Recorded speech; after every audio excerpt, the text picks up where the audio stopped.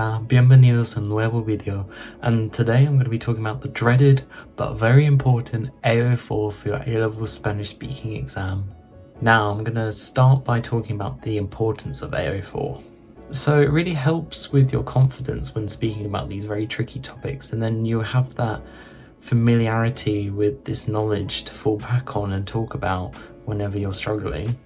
It's the same in English really, that you can add so much more to a conversation only when you're familiar with the information and knowledge to share in the conversation, and it just helps your fluency. Now, how comfortable you are with speaking about AO4 and this pre-prepared knowledge, it doesn't just help with getting marks for AO4, but you'll also get marks for vocab and fluency too, which will get you marks in both AO1 and AO3 as well. It might be quite difficult to find the perfect or the best place to put your AO4 into the conversation, but I guess think about how you speak in English normally and how you contribute to a conversation with information that you've seen from elsewhere, how you relay it, and yeah, just how you can make it as natural as possible. Now, how do you find it effectively? So you definitely need to be looking regularly for AO4, and especially throughout the course whilst you're doing the different themes. You do not want it to pile up and have this backlog that you need to go and research, because you definitely need the information. You can't just not research, but if you leave it, it will take forever to do in one go, and it will also make it much harder to remember, because you're trying to cram all this knowledge that you found in one go into your brain. It'll be a lot easier to remember if it's just all spread out. You can do stuff like watching or reading the news regularly to get that information about the world, and even if you set your social media to Spanish, then you'll be given that content regularly that's in Spanish and about the Hispanic world, and you can definitely use that too.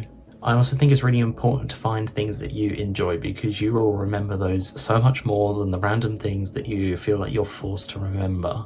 Lots of things that I've seen recently that I wish that I had during my A-levels to remember, such as Bad Bunny's Super Bowl halftime show and also Rosalia's new album, because I think there's so much you can talk about with those things that they blend into several different topics, which is really good, because if you've got something that covers different topics that you can make work in different conversations, then you're definitely decreasing your workload.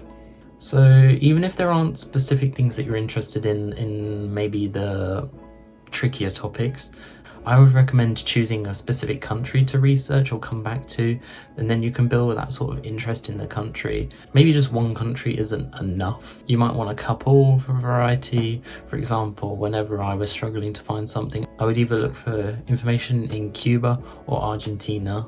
Now, if you are really struggling to find information that you've come across yourself naturally or by things that you enjoy, then I would recommend looking at A-Star Spanish's AO4 maps.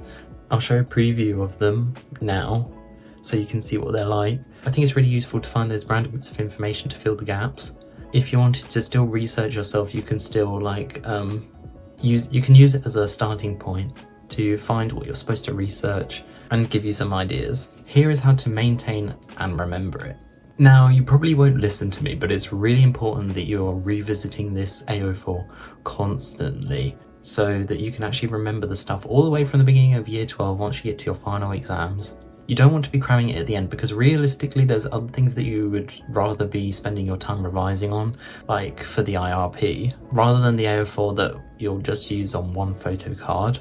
But even saying that, it is so important that you do know this AO4 and that you're comfortable and confident with it. So what I personally did was I had written everything onto one Word document, and then I would go through and write a summarized version, looking through it and thinking about what the most important bits are I want to remember and revise. So then I'll be able to look through that instead of a massive amount of text. And because I had already written a longer version and then thought about what were the most important parts, when I saw the important stuff again, my brain would remember any other bits of information too. You can go a step further and put the information on flashcards, and I think I tried to do that once, and I definitely know other people did, but it wasn't really my style for it. I didn't really know how to format the cards best to test my memory, so I ended up just looking through my simplified document. You could also use some form of AI that will put it into a format to put into a flashcard software like Quizlet if you want to save some time like that. Thank you for watching my video on AO4. I really hope that it has helped you, and good luck with your speaking exam.